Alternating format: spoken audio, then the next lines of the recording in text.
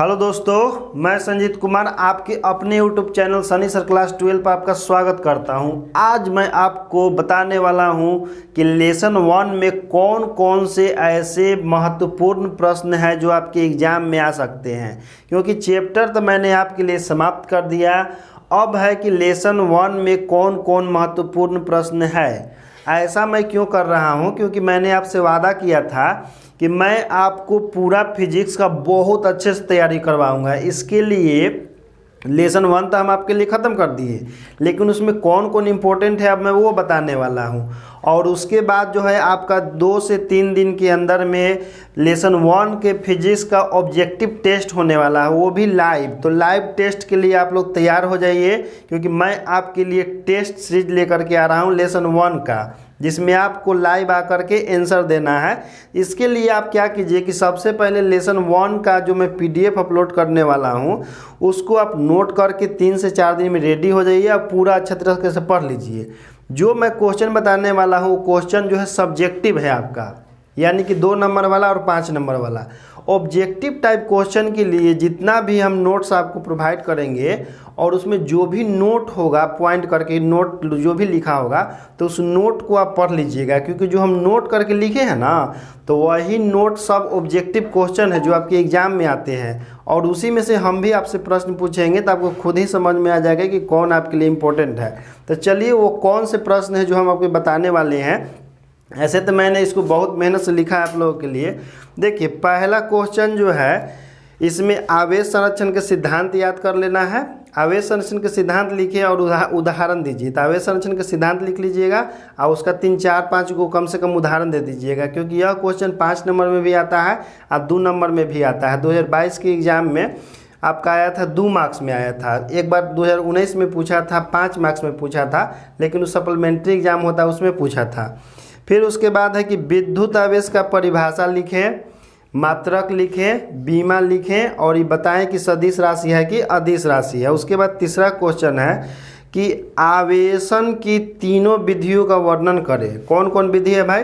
तब प्रेरण विधि द्वारा आवेशन, घर्षण विधि द्वारा आवेशन और चालन विधि द्वारा आवेशन। उसके बाद चौथा क्वेश्चन है कि आवेश के गुण लिखे। ऐसे आवेश के तो हम आपको 11 को गुण लिखाए हैं, लेकिन उसमें से कुछ ही आपके लिए इम्पोर्टेंट है। लेकिन फिर भी 11 पढ़ने की आवश्यकता क्यों है?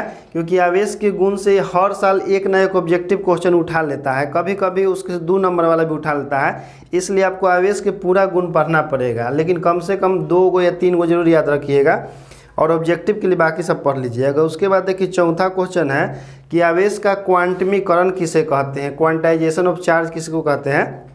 और छठा क्वेश्चन है कि आवेश के कुछ छोटे एवं बड़े मात्रक लिखे। जैसे हम आपको बताए थे कि 1 कूलम बराबर होता है 3 × 10⁻9 स्टैट कूलम, ये याद कर लीजिएगा। और 1 फैराडे बराबर 96,500 कूलम होता है, ये भी याद कर लीजिएगा आप। उसके बाद है कि आपेक्षिक परावैधुता का परिभाषा लिखें। 7वां क्वेश्चन, आपेक्षिक परावैधुता को परावैधुतांक के नाम से भी हम लोग जानते हैं, तो उसको भी आप याद कर लीजिएगा, क्योंकि यह भी बहुत बार एग्जाम में आया हुआ है और इससे कई बार ऑब्जेक्टिव भी आता है इस प्रकार से करके कि एप्सिलॉन आर बराबर एप्सिलॉन बटा में एप्सिलॉन नोट। ये वाला बहुत बार ऑब्जेक्टिव में आया, इसलिए इसको भी याद कर लीजिएगा। और फिर उसके बाद है कि 8वां नंबर कि कूलम का नियम लिखें एवं कूलम का समीकरण लिखें। 2022 में आपका कूलम के समीकरण से एक क्वेश्चन आया था ऑब्जेक्टिव में, तो इसीलिए आपको समीकरण याद करना बहुत ज़रूरी है। उसके बाद मुक्त आकाश की परावैधुता, मुक्त आकाश की परावैधुता यानी कि एप्सिलॉन नोट का मान बताना है, जो कि 8.854 × 10⁻12 होता है। और फिर इसका मात्रक भी और इसका बीमा भी याद कर लीजिए। क्वेश्चन नंबर 9 है आपका। उसके बाद 10वां क्वेश्चन है कि एकांक आवेश का परिभाषा लिखे। एकांक आवेश का परिभाषा इसलिए याद करना पड़ेगा क्योंकि एक बार पूछा था कि एकांक आवेश एक दूसरे पर कितना बल लगाते हैं। तो एकांक आवेश एक दूसरे पर 9 × 10⁻9 न्यूटन का बल लगाते हैं, इसलिए आप इसको भी याद कर लीजिएगा। और उसके बाद है कि कूलम के नियम का महत्व बताएं। कूलम नियम का महत्व बताएं। तो महत्व तो इसे हम 10-11 को लिखा है, लेकिन उसमें से आप जो है कम से कम 4 या 3 याद कर लीजिएगा, क्योंकि यह क्वेश्चन 2 मार्क्स में कई बार एग्जाम में पूछ दिया है। और फिर उसके बाद है कूलम नियम का सीमाएं या दोष बताएं। तो कूलम नियम के 2 सीमा या दोष होता है, जो आपको हम पढ़ा दिए हैं कि गतिशील आवेशों पर कूलम नियम लागू नहीं होता है और 10⁻⁻15 मीटर से कम दूरी पर भी कूलम का नियम लागू नहीं होता है। फिर उसके बाद है 13वां नंबर क्वेश्चन कि आवेश का रैखिक घनत्व का परिभाषा मात्रक एवं बीमा लिखें, क्योंकि इससे ऑब्जेक्टिव में भी क्वेश्चन आता है और सब्जेक्टिव में भी आता है। सब्जेक्टिव में इसका परिभाषा पूछता है और ऑब्जेक्टिव में इसका फार्मूला पूछता है मात्रक बीमा, तो इसलिए इसको भी आपको याद करना पड़ेगा।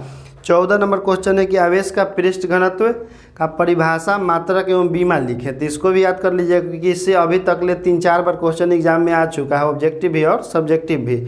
और 15वां क्वेश्चन है कि आवेश का आयतन घनत्व का परिभाषा मात्रक एवं बीमा लिखें।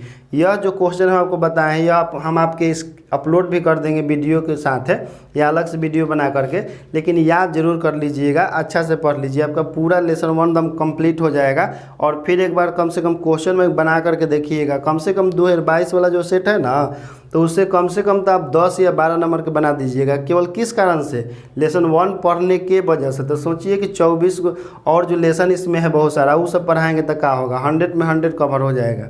तो इसी के साथ जय हिंद जय भारत दोस्तों।